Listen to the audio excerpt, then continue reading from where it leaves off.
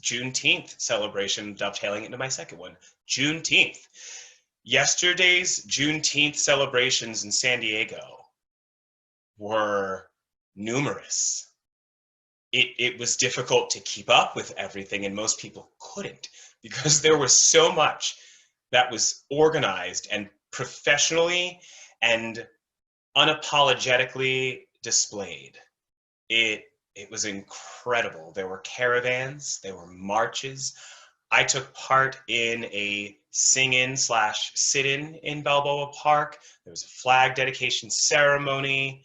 There were so many virtual discussions, town halls, talkbacks, summits for queer Black people, for people in the Black arts, for Black athletes, and so many more. I'm mentioning a mere fraction of what went on yesterday. And it was just, again, I'm left speechless trying to describe the feeling of it. I told a bad joke the other session, previous session, that related to trying to understand the idea of privilege. And I'm not going to tell the joke again. You can go watch it in the last session because it's a bad joke and it doesn't need to be repeated. Yesterday washed over a new sense of empowerment, a new sense of liberty, a new sense of security, a new sense of understanding, a new potential for how much change we can enact here and now, in not just in our lifetimes, but in this moment of our time. Juneteenth was like nothing it's ever been before yesterday. It was also my first time going out of the house besides for a dog walk or to the grocery store.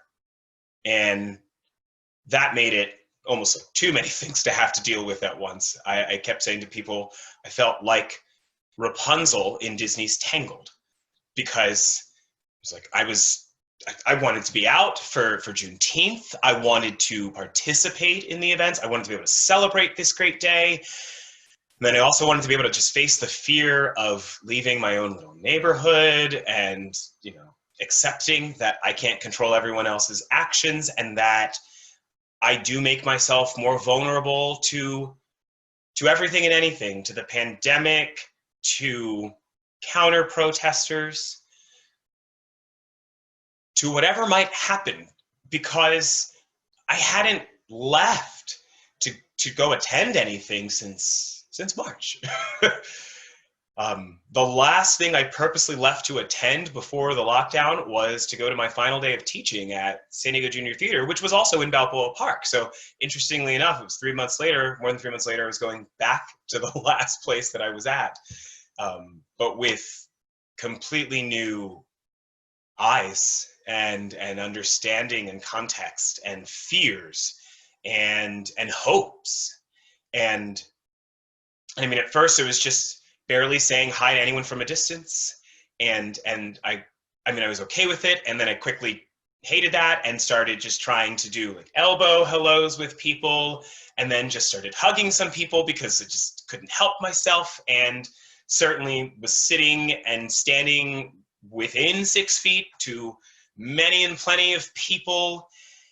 And it was constantly in my head of having to just think on like, just get past the pandemic fear, get past the pandemic fear. I kept forgetting about the fear of counter protesters and everything else going on in the world, because it was just like, coronavirus. Until a moment towards the start of our celebration in the park.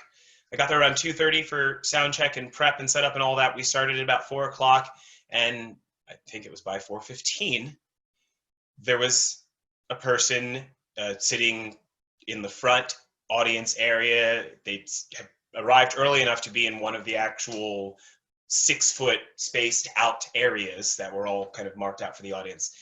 And as a person was speaking, sharing their experience, a Black female, sharing their experience at a protest in San Diego last week, and an encounter she had with the police, this individual started intervening, started trying to vocally intervene, pull the attention into being a debate between the two of them, which was not at all what the whole festival was supposed to be a part of things. And it very quickly made myself, as well as I think many others, remember, oh yeah, COVID-19 is not our only fear. There are other things that we have to be mindful of. And there was a big awareness, there was a big collective breath from the audience. The hostess with the mostest, my good friend Tiffany, got on a mic and made sure to just make it clear to one and all that we are not here for debating. We are here to listen. We are here to respect. We are here to celebrate. We are here to educate and to become more informed. And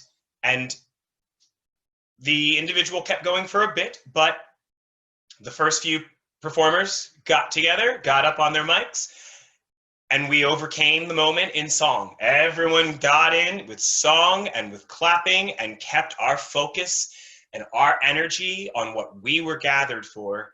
And after about 10, 15 minutes, the individual left. It took 10, 15 minutes of, we are going to just keep our voices raised and our focus in. But then the individual left. And we resumed with our celebration and our focus. And it went until, gosh, I don't know. I think maybe it finished around 8:30. I think sometime between 8 and 9 when it all finished up.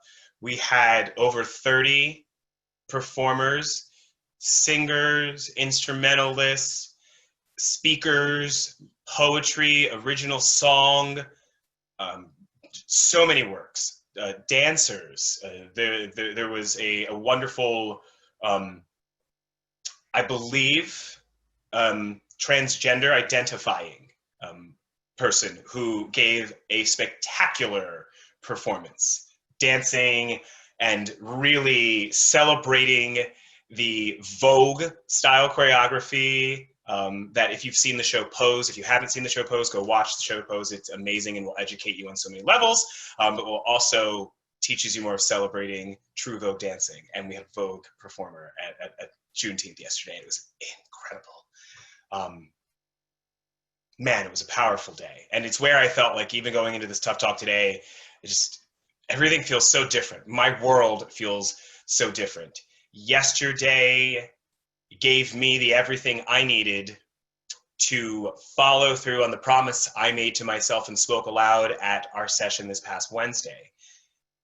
That I was going to take a walk with my dog in the morning, and I was going to allow myself to just be unapologetically Black, wearing all unapologetically Black clothes, and not worry about trying to use my gayness and my love of bright colors as a shield to protect my Blackness as I just take a dog walk.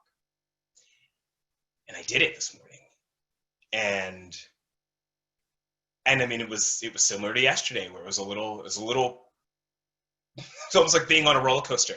As I was walking out the door and thinking, am I really doing this? Am I really doing this? Do I just want to grab something? Maybe, maybe not. No. Okay, go for it. Just go. And took a couple of deep breaths as I was taking my first half a block walk. But by the time I got to the corner, I started to just feel like, you know what, maybe this is going to be okay. Why shouldn't this be okay? Yes, of course this is going to be okay. And it was. And I kind of just had moments where I was laughing out loud to myself. There wasn't anyone around, but I just was laughing in spite of, like, I don't have to live with as much fear in this as I've had. I'm not going to throw it all out the window and be like, everything's perfect and normal and fine. We did it. Hurrah. No, I'm not going to go there yet. But I can say that I don't need to be as fearful as I was yesterday. And, tomorrow, I just need to try to be a little less fearful than I was today. And I just need to keep chipping away at it. And, I'm not going to, I don't think I'm going to, maybe I will, I don't think I'm going to necessarily try and just keep pushing the envelope of like, okay, how provocative can I be on a morning walk? That's not the point.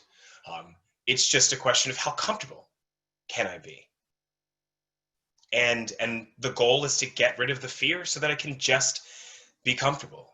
That's, someone was asking, many people were asking on different things of like, what are Black people wanting to get out of all of this, and what's the point of Black Lives Matter, and what are they really asking for? You know, another easy way to answer it is that Black people, the Black community, is just looking to be able to live comfortably without fear, or at least without any greater amount of fear than anyone else, especially based off of skin. What a wonderful world it could be and would be, and let's say will be, when we all can live equally comfortable in our own skin. Juneteenth, I think, helped to really make a firm footprint in taking a step forward towards that day of comfort. So, as I say with all of these things, acknowledge, celebrate, educate, preserve. We got to take stock in the moment of where we're at so far so that we can use that to keep ourselves going. With it, I've got, one easy resource to share, as I like to just try and share different resources at times. Last time we were chatting so much on so many things, we didn't share anything. For those that are just looking for more ways to find out more about Juneteenth, I always say you have to be as clear with your intentions as possible, and one of the best tools we have out there in this crazy, modern, wacky world is the power of the Google machine. So all you have to do is Google it. And if you Google Juneteenth, one of the first things that comes up is Juneteenth.com. Behold, a website already dedicated to giving you as much knowledge as you are looking to find out about the history of Juneteenth, different ways to celebrate it, how it relates to the current administration and the different major parties we have, different things happening across our country, across the world. Everything and anything that you can need just to get your education started. Juneteenth.com. If you're looking for somewhere to get your own education started on things, or just to find out more, or to share it with others, share this website. It's a great starter point for so many people. Again, we started these tough talks because so many people don't know where to begin in the process of education. One of the easiest things we can do is just share information as we find it and digest it ourselves. So Juneteenth.com, if you know anyone else that's looking for more information, or if you're looking for it for yourselves. I'm going to use that to kind of keep moving along.